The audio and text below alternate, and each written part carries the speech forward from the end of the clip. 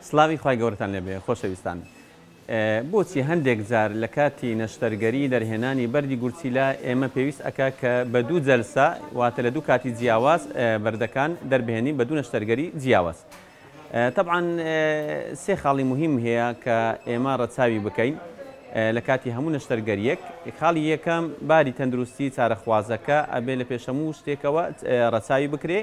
خاڵی دووەم سەلامەتی و تەندروستی گورچیلەکە. خاڵی سێم نەجاحەتی نسبەی نەجاحەتی نەشتەرگەریەکە بۆ دەرهێنانی بەردی گورچیلا. واتە ناکرێ بەردەکان هەمووی دەربهێنین بەڵام گورچیلەکە بکەوێتە مەترسی یاخودباری تەندروستی چارەخوازەکە لەژێر پرسیار دابێت.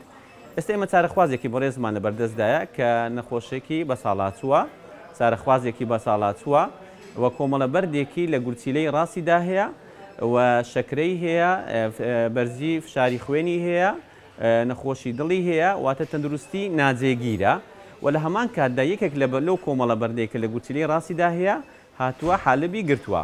بەمەش بووەتە هۆی ئاوسانی گورچیلەکە و بووەتە هۆی توشبوون بە هەوکردنی کوتوپڕی گورچیلەی ڕاستی.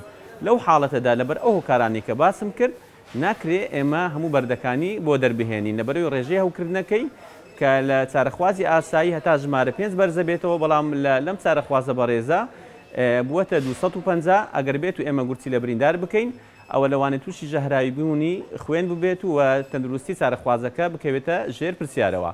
بۆیە ئێمە ئێستا هەڵەستین بە دانانی تەنیا ستێنتێک یاخود قەستەڕەیەک لە حالبی ڕاستی چارەخوازەکە بۆ ئەوەی ڕێگەی گورچیلەکە بکرێتەوە و هەوکردنەکەی گورچیلەکە بێتە خوارەوە و دوایی بە پێدانی کۆمەڵە دەرمانێکی دژە بەکتریا لە ڕێگای دەماری خوێنەوە باری تەندروستی چارەخوازەکە دێتە بارێکی ئاسایی ئینشاءڵڵا و دوای 2 هەفتە بۆ 3 هەفتە بە بەنجی نسفی ئینشاءڵڵا هەموو بەردەکانی بۆ دەرئەهێنین.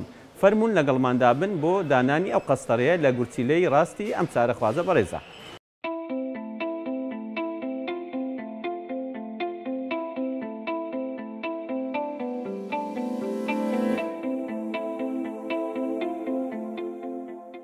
خۆشەویستان، ئەوە طبعاً نازۆرەکەی بۆی دەکەینەوە میزڵدانی ئەم چارەخوازە بەڕێزەیە دەبینن ئەو شتە سپیانە هەمووی هەوکردنە، یعنی لەبەر هەوکردنی زۆر تەنانەت بۆ ڕێکەشی دیار نییە. بۆیە لەو چارەخوازانە لە ڕووی زانستیەوە ناکرێ نەشتەرگەری دەرهێنانی بەردی بۆ بکەین، تەنیا قەستەڕەیەکی بۆ دادەنین. ئێستا لێرە دەچینە ژوورەوە قەستەڕەیەکی بۆ دادەنین تا هەوکردنەکەی باش دەبێت ئینجا لە داهاتوودا نەشتەرگەری دەرهێنانی بەردی بۆ ئەنجام بدەین.